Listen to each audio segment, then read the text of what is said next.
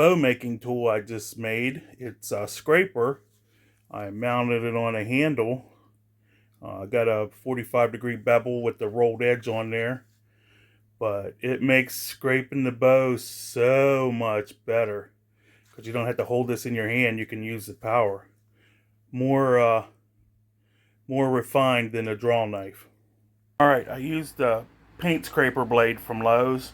And it turns out they're not tempered very well. What I had to do was reheat this red hot, quench it, and then I polished the edge and tempered it back to a straw color.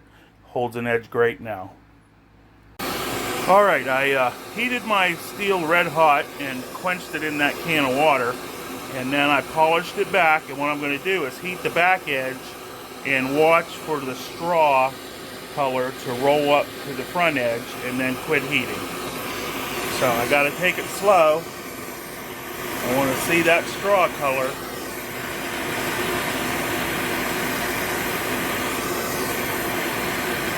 We want it to turn straw to knock off the heat, to soften the, technically temper it back.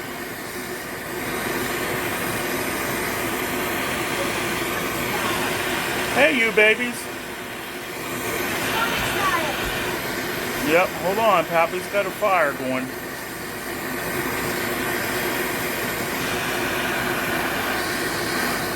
We're getting close.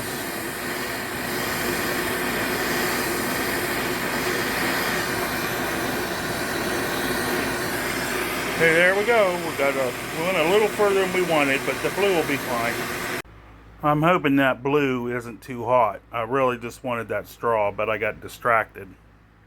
Alright, I've got the short, this is an elm. It's going to be like a Comanche style bow. I got it, the belly's roughly smoothed out. It's got 3 inches of reflex.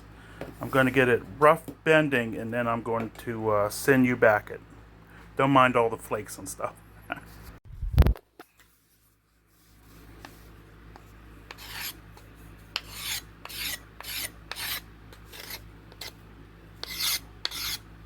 This is the fine scraper, and when I'm roughing, I have the one with the handle on it that I use.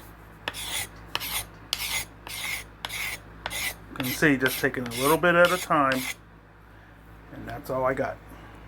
Alright, I got my bow kind of bending, and this is what I like about short bows. You can take a look at the tiller just on your knee, and it's going pretty even, but my tips need to bend more. So I'm going to work on that. And what I use a scraper. I don't use a rasp. It makes deep grooves. And I just, you can see it's very easy.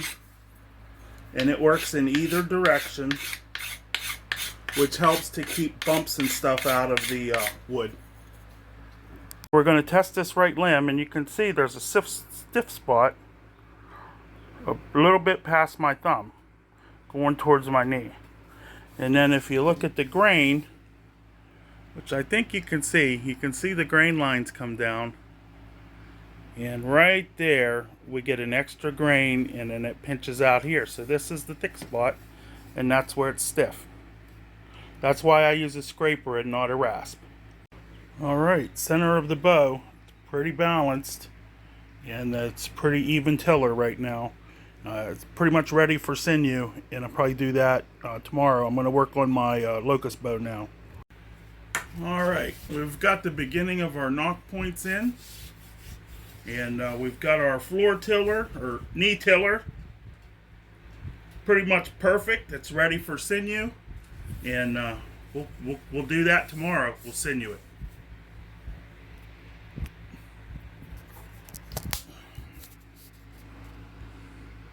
Alright, I got a coating of glue on there, and that'll dry overnight, and while I'm in the house watching TV this evening, I'll split some sinew and have that ready for tomorrow.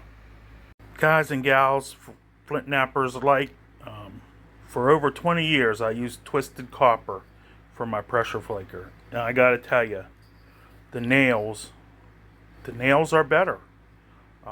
There must be a different kind of copper, but I can push as hard as I can push on this, and it doesn't bend, and it still grips like the copper. And wish I would have used them sooner. Man, I love the look of that glue. I might start just using that as a finish on some bows. That's nice. Guys and gals, Flint knappers alike, for over 20 years I used twisted copper for my pressure flaker. Now I gotta tell you, the nails are better.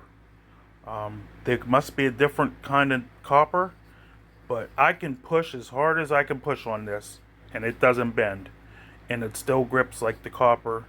And wish I would have used them sooner.